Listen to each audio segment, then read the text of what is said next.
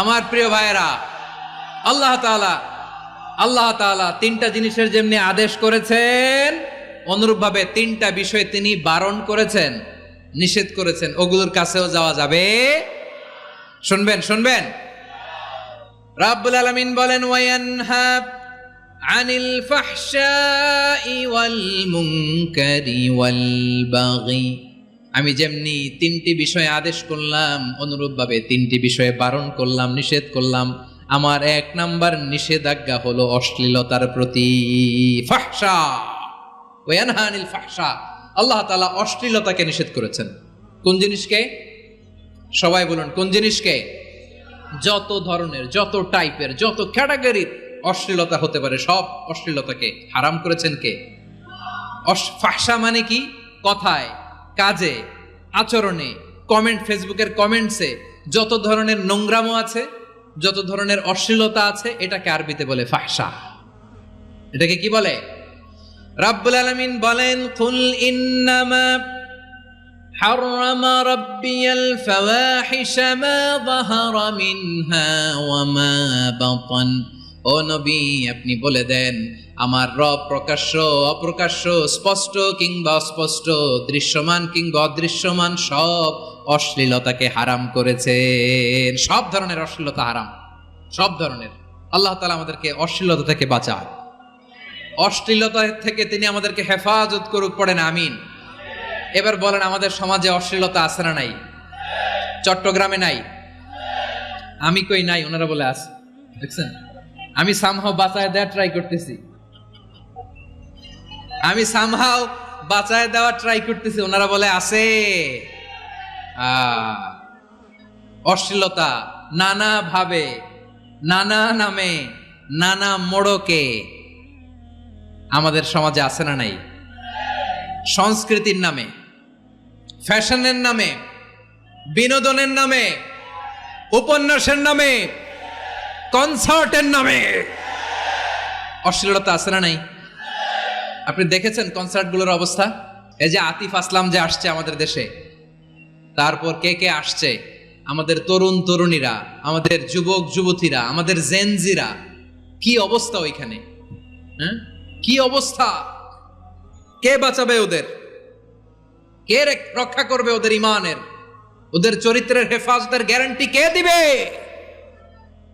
কনসার্টের নামে অশ্লীলতা আছে না নাই? ছেলে মেয়ে একে অপরকে জড়ায় ধরতেছে, একে অপরকে চুমো খাচ্ছে, প্রকাশ্যে, দিবালোকে, গণমানুষের সামনে। আল্লাহ তাআলা এই অশ্লীলতা থেকে আমাদেরকে বেঁচে থাকতে বলেছেন। রূপালী জগতের নামে অশ্লীলতা আছে না নাই? এই টার্মটা আপনারা জানেন না? রূপালী জগৎ কি জগৎ? আসলে কি রূপালী জগৎ না অন্ধকার জগৎ? আমার বোনেরা, আপনাদেরকে যে কি বলে তারা বুঝায়, রূপালী জগৎ শুনেই আপনি ভরকে যাবেন না। রূপালী জগতে যে নারী যত বেশি উলঙ্গ, সে নাকি তত বেশি সাহসী। জানেন, বলে এটা একটা সাহসী নারী, খুব সাহসী পদক্ষেপ তার। যত বেশি শরীর থেকে কাপড় নামাতে পারবে, যত বেশি বস্ত্রহীন হয়ে নিজেকে প্রেজেন্ট করতে পারবে, সে নাকি তত বেশি সাহসী। আমার চট্টলার ভাইয়েরা, শয়তানের প্রথমে এজেন্ডা ছিল বনি আদমকে বস্ত্রহীন করা। সে আদম এবং হাওয়া আলাইহিস সালামকে নিষিদ্ধ গাছের ফল খাইয়ে তাদেরকে বস্ত্রহীন করেছে। এই জামিনেও সে আমাদেরকে বস্ত্রহীন করতে চাইবে। এই রূপালী জগতের নামে তারা এটা করে। আমার প্রিয় বোনেরা, আপনি জানেন না আপনার দাম কত? ওরা আপনাদেরকে বিজ্ঞাপনের সস্তা পণ্য বানাতে চায়।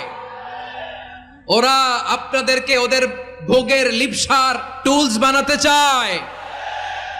ওরা আপনাদেরকে দিয়ে ওদের খায়েশ পূরণ করতে চায়।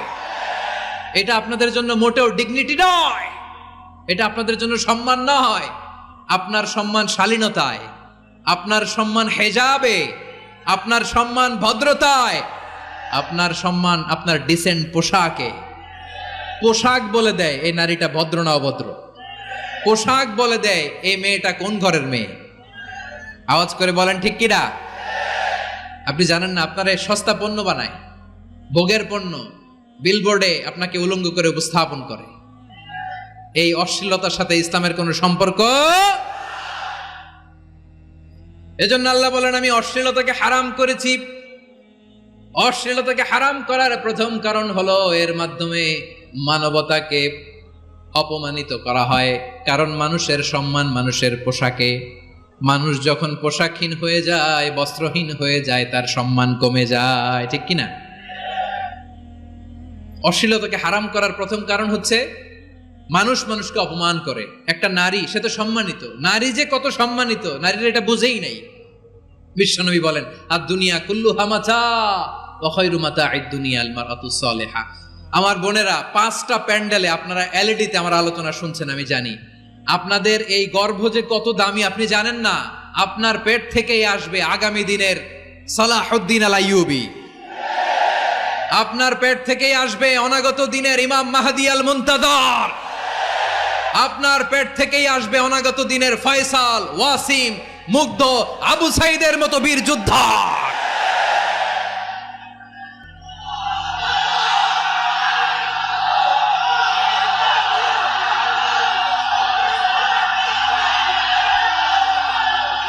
আমার প্রিয় বোনেরা, আমার প্রিয় বোনেরা, বিশ্বনবীর কথার ওজন খেয়াল করেন। আর দুনিয়া কুল্লুহা মাতা ওয়া খায়রু মাতা'আদ দুনিয়া আল মারআতুস সালিহা।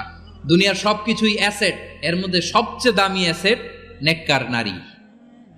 আপনার গর্ভ যে কত দামি আপনি জানেন না। নিজের সময়টাকে কাজে লাগান, কোরআন পড়েন, সুন্নাহ পড়েন। আপনার অনেক দায়িত্ব ঘরে। You are the MD of your family. একটা family it's a very big institution. পরিবার একটা অনেক বড় প্রতিষ্ঠান। and you are the MD of your institution. আপনি এই পরিবারের MD, managing director of your family. এখানে আপনার কত দায়িত্ব। আপনি ছেলে মেয়েদেরকে তারবিয়া করবেন। আপনি আপনার স্বামীর জন্য ঘরটার জান্নাতের নীর বানাবেন। আপনার জন্য জান্নাতের ডুপ্লেক্স বাড়ি ওইখানে তৈরি করে রাখবে কে? আপনি যে কত দামি আপনি জানেন না। নারীদেরকে আল্লাহ বানিয়েছেন উচ্চতর করে, নিম্নতর নয়। নারীদেরকে ছোট্ট জিনিস দিলে এটার বড় করে দেয়। নারীদেরকে ভ্রূণ দিলে, শুক্রাণু দিলে নারী এটারে বাচ্চা হিসেবে উপহার দেয়, ঠিক কিনা? বিয়ের মাধ্যমে স্বামী যখন তার শুক্রাণু তার স্ত্রীকে উপহার দেয়, স্ত্রী রিটার্নে কি উপহার দেয়? ফুল ফর্ম বেবি, মানব সন্তান। দেখছেন, আপনি দিলেন একটুকুনি, দিছে বিশাল। আপনি যদি নারীকে বাজার এনে দেন, নারী এটাকে সুস্বাদু খাবারে রূপান্তর করে দেয়। আপনি তাকে একটা মুচকি হাসি দিয়ে দেন, সে তার কলিজা দিয়ে দেয়। কিন্তু যদি আপনি তার মনে কষ্ট দেন, সে আপনার জীবনকে জাহান্নাম বানায়া দেয়। খবর আছে, নারীর মন বুঝতে পারলে নেয়ামত, বুঝতে না পারলে কিয়ামত, ঠিক কিনা বলেন?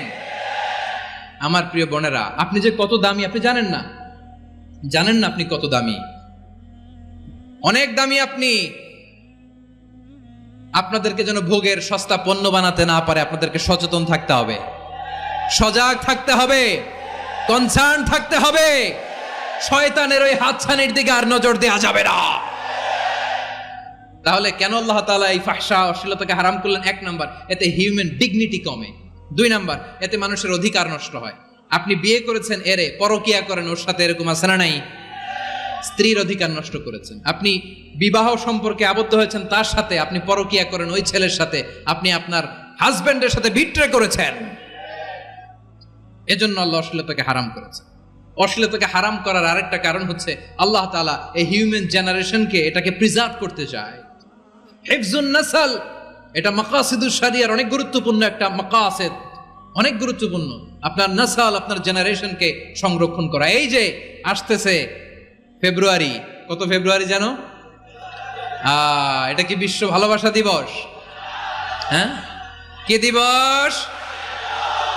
এই বিশ্ব ভালোবাসা দিবসের সাথে মুসলমানদের কোনো সম্পর্ক নাই। আমার প্রিয় ভাইরা, এই যে আপনি অবৈধ সম্পর্কে জড়ালেন, কেন আল্লাহ অশ্লীলতাকে হারাম করেছে দেখেন। বলতেছিলাম যে এটা আপনার নাসল, আপনার জেনারেশন, আপনার লিনিয়েজ, আপনার বংশকে প্রিজার্ভ করা। কে কার বাবা, কে কার মা, বাবা মা জানা, প্রজন্মকে প্রিজার্ভ করা, এটা ইসলাম ওয়াজিব করে দিয়েছে। এই যে অবৈধ সম্পর্কের কারণে, বিশ্ব বেহায়া দিবসের কারণে, এগুলোর আউটকাম, আউটপুট হিসেবে মাঝে মাঝে ঢাকা মেডিকেলের ডাস্টবিনে নবজাতকের বাচ্চার কান্নার আওয়াজ শুনতে পাওয়া যায়।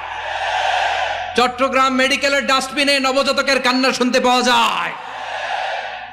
বীর চট্টলার মুসলমানেরা বুঝতে পারলে আওয়াজ করে বলেন, এই যে চট্টগ্রাম মেডিকেলে যে নবজাতকটা পাওয়া গেল, ওর বাবাকে আমাকে বলেন, ওর বাবাকে, ওর মাকে, ও কোন ফ্যামিলির সন্তান কেউ জানে? আপনি হিউম্যান ডিগনিটিকে অপমান করেছেন না? আপনি তার ভবিষ্যৎকে অন্ধকার করেছেন না? আপনি তার লিনিয়েজকে প্রশ্নবিদ্ধ করে দিয়েছেন না? এই জন্য আল্লাহ তাআলা অশ্লীলতাকে আমাদের জন্য হারাম করে দিয়েছেন। পড়েন সুবহানাল্লাহ। এই জন্য রাব্বুল আলামিন বলেন, কুল ইন্নামা হাররামা রাব্বিয়াল ফাওয়াহিশা মা যাহারা মিনহা ওয়া মা বাতান।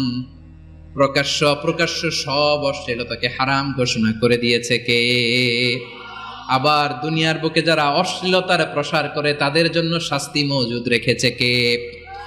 রাব্বুল আলামিন বলেন, ইন্নাল্লাযীনা ইউহিব্বুনা আন তাশিআল ফাহিশাতু ফিল্লাযীনা আমানু লাহুম আযাবুন আলীমুন ফিদ দুনিয়া ওয়াল আখিরাতি ওয়াল্লাহু ইয়ালামু ওয়া আনতুম লা তা'লামুন। নিশ্চয়ই যারা বিশ্বাসীদের মাঝে অশ্লীলতার প্রচার প্রসার করতে চায় তাদের জন্য আমি মর্মন্তুদ শাস্তি প্রস্তুত করে রেখেছি, দুনিয়াতেও রেখেছি, আখিরাতেও রেখেছি। ঘোষণাটা কার? যারাই নাটকের নামে, সিনেমার নামে, রূপালী জগতের নামে, মুভির নামে, ওটিটি প্ল্যাটফর্মের নামে আমার সমাজে অশ্লীলতা ছড়াতে চায় তাদের জন্য কঠিন মর্মন্তুদ শাস্তি মজুদ রেখে দিয়েছে কে? ও আমার বোনেরা, এখনো আপনি জাগবেন না? এখনো আপনার চিন্তার দুয়ারে এখনো নাড়া পড়ে নাই? ওরা আপনাকে উলঙ্গ বানাতে চায়, ওরা আপনাকে আইটেম গার্ল বানাতে চায়। এজন্য ইসলাম অশ্লীলতাকে হারাম করেছে। হারাম।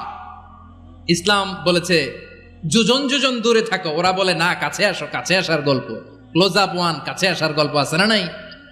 চট্টগ্রামে তো এগুলো নাই মাশাআল্লাহ। হ্যাঁ, এখানেও আছে ক্লোজ আপ ওয়ান, কাছে আসার গল্প। আল্লাহ বলেন ওয়ালা তাকরাবুজ জিনা, কাছেও এসো না, জিনা থেকে যোজন যোজন কিলো দূরে থাকো, ওরা বলে কাছে আসার গল্প।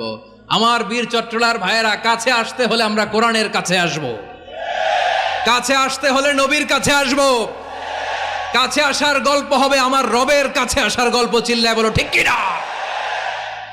আওয়াজ করে বলুন, অশ্লীলতার সাথে আমাদের কোনো সম্পর্ক? আমরা এই সমস্ত ক্লোজ আপ ওয়ান, কাছে আসার গল্পের প্রোগ্রামে যাব? আমরা কোন ধরনের অশ্লীল কন্টেন্ট সোশ্যাল মিডিয়ায়, টিভিতে দেখব? কি যুগ যে আমরা কাটাচ্ছি আপনি কল্পনা করতে পারবেন না। নারী পুরুষের বস্ত্রহীন যুগল দৃশ্য, এটাকে দিয়ে ওরা কোটি ডলারের ইন্ডাস্ট্রি বানিয়েছে। পুরো মানব ইতিহাসে এরকম জঘন্য সময় মানব ইতিহাস পার করে নাই। শরীফ থেকে শরীফা শুনছেন আপনারা? দেখতে পুরুষ, আসলেই পুরুষ, সুস্থ একজন পুরুষ, 4 সন্তানের বাবা, বলে আমি মনে মনে নারী। দেখতে নারী, সুস্থ নারী, আসলেই সে দিব্যি একজন নারী, বলে আমি মনে মনে পুরুষ। সুস্থ পুরুষ তার বায়োলজিক্যাল গ্রোথকে হরমোন দিয়ে স্টপ করে দিয়ে সে সার্জারি করে নারী হতে চায়। সুস্থ নারী পুরুষ হতে চায়।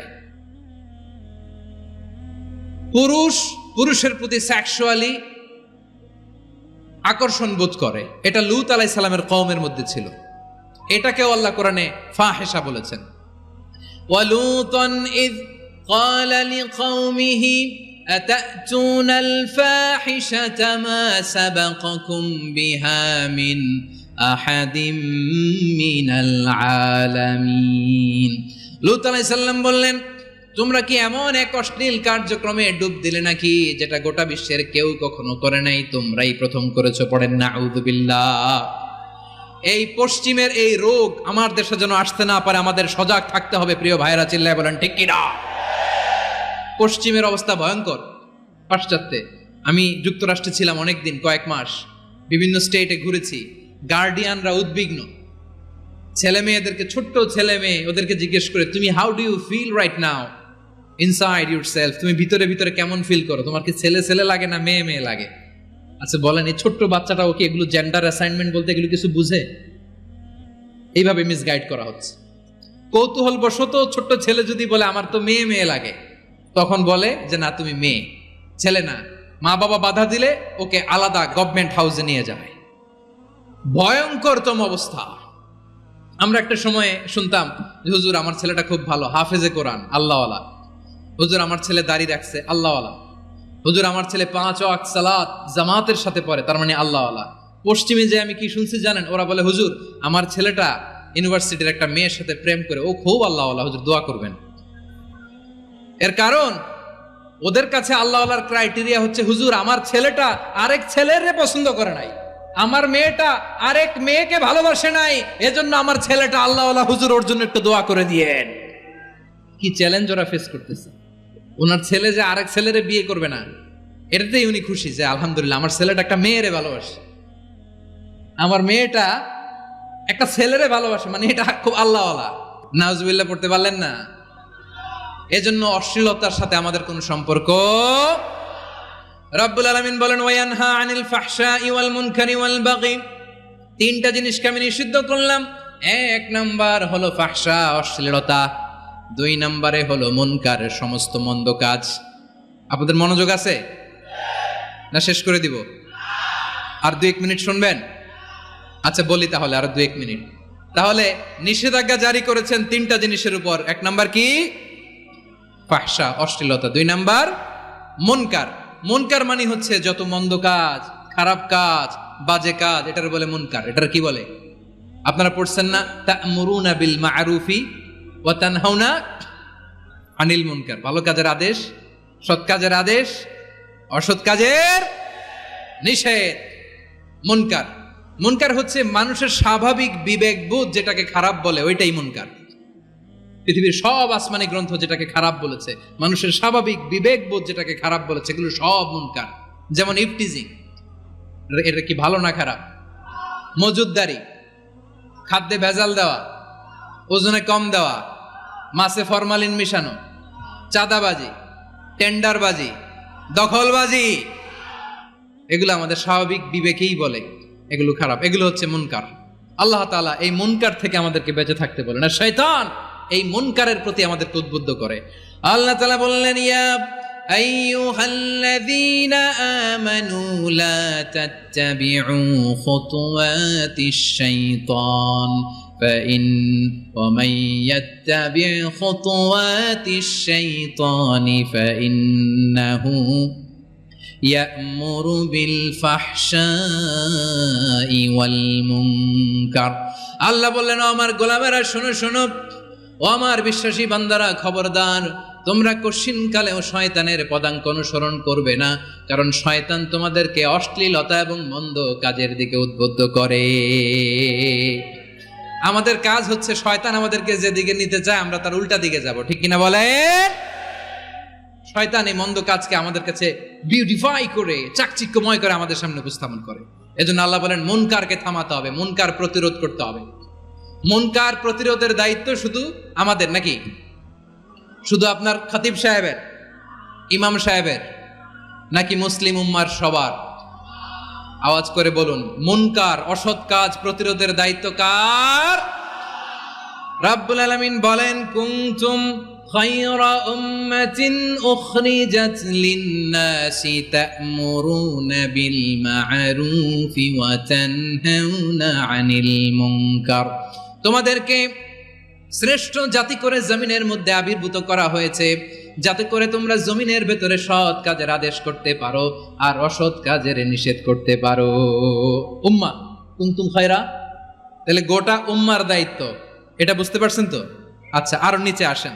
এরপরে আল্লাহ বললেন শুধু উম্মা না, এই জমিনের রাজত্ব আমি যাদের হাতে দেই, এই জমিনের মালিক আমি যাদেরকে বানিয়ে দেই, যাদেরকে আমি সরকারের দায়িত্ব দেই, তাদেরকেও মুনকার প্রতিরোধের দায়িত্ব দিয়েছে কে?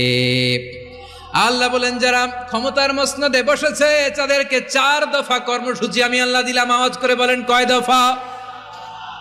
আল্লাহ বলেন আল্লাযীনা ইম্মাক্কান্নাহুম ফিল আরদি আকামুস সালাতা ওয়া আতাউজ যাকাতা ওয়া আমারু বিল মা'রুফি ওয়া নাহাউ আনিল মুনকার ওয়ালিল্লাহি আকিবাতুল উমুর। যারা এই জমিনের উত্তরাধিকার হয়েছে তারা 4 দফা কর্মসূচি নিয়ে সামনে আগাবা। সালাত কায়েম করবা, যাকাত আদায় করবা, সৎ কাজের আদেশ দিবা, অসৎ কাজ থেকে মুনকার প্রতিরোধ করবা। আদেশটা কার?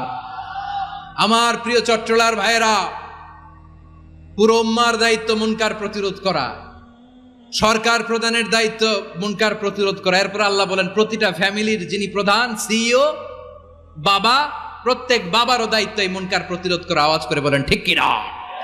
যেমনটি সাইয়েদনা লুকমান আলাইহিস সালাম ওনার কলিজার টুকরা সন্তানকে আদেশ করেছেন, ইয়া বুনাইয়া আকিমিস সালাতা ওয়া'মুর বিল মা'রুফি ওয়ানহা আনিল মুনকার। পড়েন সুবহানাল্লাহ।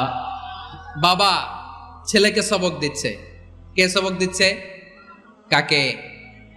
লুকমান আলাইহিস সালাম ছেলেকে বলতেছে, ওরে আমার কলিজার টুকরা সন্তান, ওরে আমার বাছা, নামাজ কায়েম করবা, সৎ কাজের আদেশ দিবা, আর মুনকার প্রতিরোধ করবা, অসৎ কাজ সমাজ থেকে খারাপ কাজকে ঝেঁটে বিদায় করে দিবা। তাহলে দেখেন আমি স্টেপ বাই স্টেপ নামলাম। পুরা উম্মার দায়িত্ব, জমিনের উত্তরাধিকারী আল্লাহ যাদেরকে বানিয়েছেন সরকার, তাদের দায়িত্ব, প্রতিটি ফ্যামিলির প্রধানের দায়িত্ব। এরপরে বিশ্বনবী বলেন সচেতন প্রতিটি মুসলিমের দায়িত্ব সমাজ থেকে মুনকারকে উৎখাত করা। বিশ্বনবী বলেছেন, মান রাআ মিনকুম মুনকারান ফালিয়ুগাইয়িরহু বিয়াদিহি فإن لم يستطع فبلسانه وإن لم يستطع فبقلبه وذلك أضعف الإيمان। সমাজে যে মুনকার দেখবে, খারাপ কাজ দেখবে, সেজন্য হাত দিয়ে সেটাকে থামায়। কি দিয়ে? আপনাদের তো হাত নাই না? হাত আছে, হাত আছে। ওরা যেই হাত দিয়ে অন্যায় করে ওইটা প্রতিরোধের জন্য আমাদেরও হাত আছে না নাই? আমার প্রিয় ভাইরা, ওরা ওদের যেই হাত দিয়ে টেন্ডারবাজি করে, চাঁদাবাজি করে, ইফটিজিং করে, দখলবাজি করে, যেই হাত দিয়ে, ওই মুনকার থামায় দেওয়ার জন্য আল্লাহর দে আমাদেরও দুটি হাত আছে না নাই? আমাদেরও হাত আছে।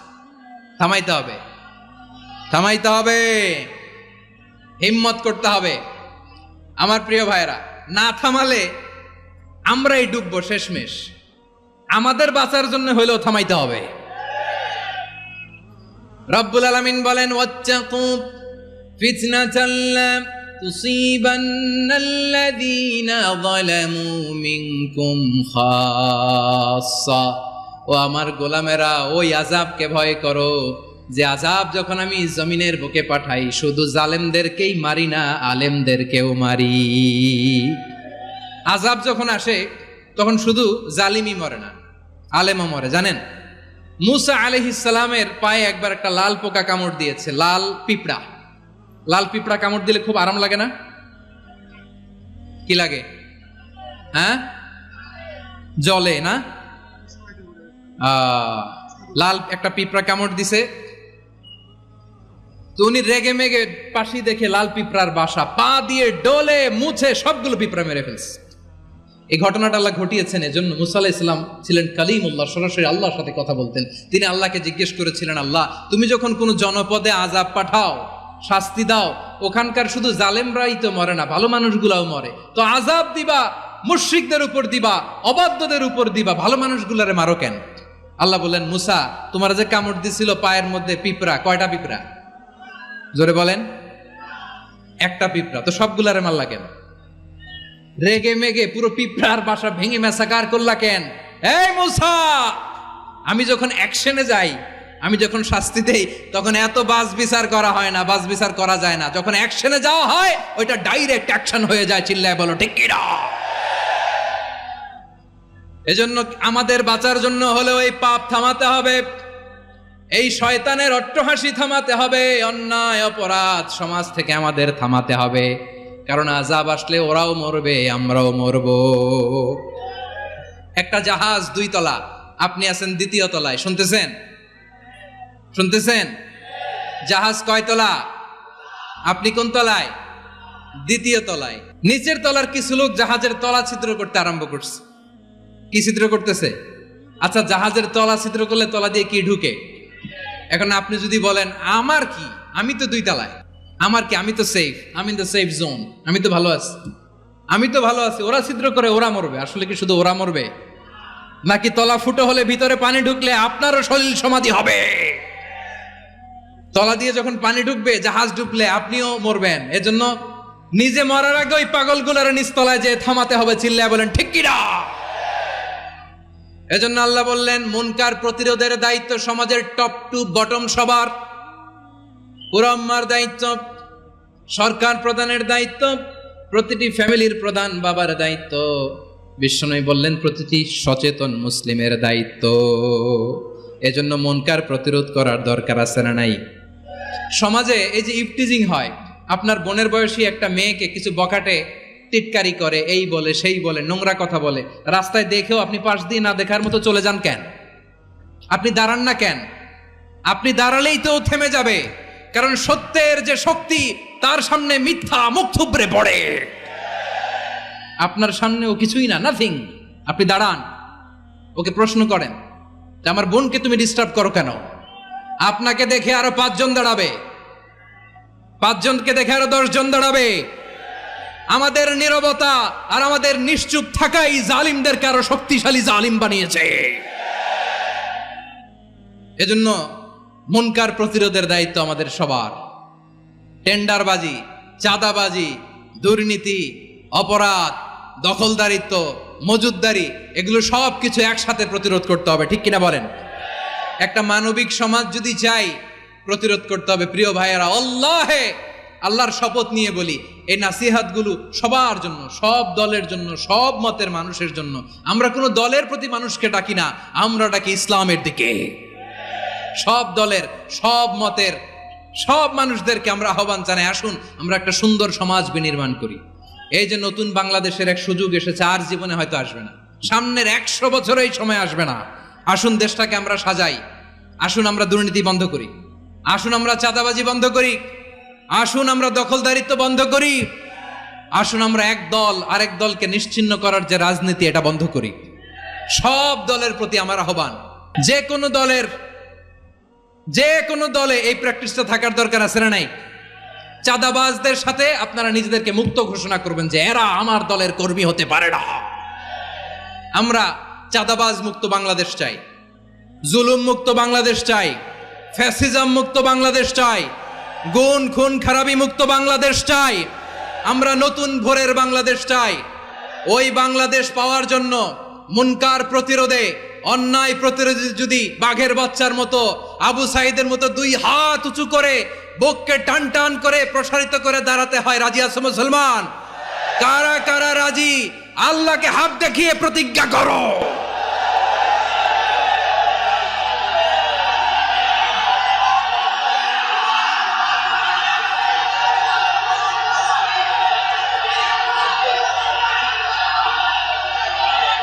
আমার প্রিয় ভাইয়েরা, বসুন বসুন আমার ভাইয়েরা। রাব্বুল আলামিন বলেন ওয়ায়ানহা আনিল ফাহশাই ওয়াল মুনকারি ওয়াল বাগি ইয়াইদুকুম লাআল্লাকুম তাযাক্কারুন। আল্লাহ বললেন আমি অশ্লীলতাকে নিষেধ করি, আমি সব ধরনের মন্দ কাজকে নিষিদ্ধ করি, সব শেষে আমি সীমা লঙ্ঘনকে তোমাদের জন্য নিষিদ্ধ করি। আলোচনা মনে আছে তো, না ভুলে গেছেন? নিষিদ্ধ করেছেন কয়টা জিনিস? 1 নম্বরে অশ্লীলতা, 2 নম্বরে মুনকার তথা সব মন্দ কাজ, 3 নম্বরে আল বাগি, সীমা লঙ্ঘন, ক্রসিং দ্য লিমিট। সীমা লঙ্ঘন করা ভালো না। We all should know our limits. চিল্লায় বলেন ঠিক কিনা? একই আয়াতে আল্লাহ বললেন কুল ইন্নামা حرم ربي الفواحش ما ظهر منها وما بطن والإثم والبغي بغير الحق। অন্যায় ভাবে যে অবাধ্য হয়, যে সীমা লঙ্ঘন করে, তাদেরকেও আমি এটা হারাম করে দিলাম। সীমা লঙ্ঘন করা হারাম, সীমা লঙ্ঘন করা হারাম। আল্লাহ বারবার আমাদেরকে ওয়ার্নিং দেয়। যখন আমরা থামি না তখন আল্লাহ ধরে, আর যখন ধরে তখন ছাড়ে না। ধরে না, ধরলে আল্লাহ ফেরাউনকে কিন্তু হুট করে ধরে নাই, আপনারা জানেন 9 বার ওয়ার্নিং দিয়েছে। ফেরাউনকে আল্লাহ তাআলা ওয়ার্নিং দিয়েছিল কয়বার? বীর চট্টলার বীর সেনানীরা আওয়াজ করে বলেন, ফেরাউনকে ধরার আগে ওয়ার্নিং দেয়া হয়েছিল কয়টা? রব্বুল আলামিন বলেন, ওয়ালাকাদ আতাইনা মূসা 9 আয়াতিন বাইয়িনাত, 9টা মুআজিজা দেখিয়েছি। 1 2 3 বারবার এইভাবে রিমাইন্ডার, ওইভাবে রিমাইন্ডার, এইভাবে নসিহাত, ওইভাবে দাওয়া। ফাকুলা লাহু কাওলান লাইয়িনা, নরম করে বলো, সফট করে বলো, যত ওয়ে হতে পারে দাওয়া মেথডোলজির মূসা আলাইহিস সালামের সব অ্যাপ্লাই শেষ। 10ম বারে যে আল্লাহ ধরছে, 10ম বারে যে ধরেছে। এজন্য আল্লাহ বলেন, আমি সীমালঙ্ঘনকে পছন্দ করি না। কোরআনের অন্য আয়াতে বাগীকে বলা হয়েছে আল ইতিদা, সীমালঙ্ঘন যারা করে তাদেরকে আল্লাহ বলেছেন মুতাদিন। ওয়াকাতিলু ফি সাবিলিল্লাহিল্লাযীনা ইউকাতিলুনাকুম ওয়ালা তা'তাদু ইন্নাল্লাহা লা ইউহিব্বুল মুতাদিন। আমি সীমালঙ্ঘনকারীদেরকে কোশ্চিনকালেও পছন্দ করি না। আমরা যেন সীমালঙ্ঘন না করি, রাজি আছেন তো? যে কোনো ক্ষেত্রে ইবাদতে যেন সীমালঙ্ঘন না করি। অনেকে আমরা ইবাদতে সীমালঙ্ঘন করে ফেলি। বিশ্বনবী সাল্লাল্লাহু আলাইহি ওয়াসাল্লাম যেটা শিখিয়েছেন এর বাইরে যে অতিরিক্ত বুজুর্গ হতে চায়, এরকম আছে না নাই? করা যাবে না, কোনো ক্ষেত্রেই সীমালঙ্ঘন করা যাবে, এমনকি যুদ্ধক্ষেত্রেও না। বিশ্বনবী সাল্লাল্লাহু আলাইহি ওয়াসাল্লাম বলেন, খবরদার যুদ্ধক্ষেত্রেও সীমালঙ্ঘন করো না। কি সুন্দর ইসলাম আমরা পেয়েছি। বিশ্বনবী বলেন, খবরদার যুদ্ধের ময়দানে কোনো নারীর গায়ে হাত তোলো না, কোনো শিশুর গায়ে হাত তোলো না, কোনো গবাদি পশু হত্যা করো না, কোনো শস্য ক্ষেত্র ধ্বংস করো না, ইবাদতরত অন্য ধর্মের কোনো সন্ন্যাসীর গায়ে হাত তুলো না। বলেন সুবহানাল্লাহ। তাহলে আমরা সীমালঙ্ঘন করতে পারবো? প্রিয় ভাইরা, একটা সুখী, সমৃদ্ধ, শান্তির সমাজ, মানবিক সমাজ যদি আমরা গঠন করতে চাই, আমাদের আল্লাহর দেয়া কয়টা আদেশ মানতে হবে বলেন দেখি? সবাই বলেন কয়টা? আর বেঁচে থাকতে হবে কয়টা জিনিস থেকে? 3টা জিনিস থেকে আল্লাহ বারণ করেছেন, নিষেধ করেছেন। তার প্রথমটা ফাহশা, অশ্লীলতা। অশ্লীলতার সাথে আমাদের কোনো সম্পর্ক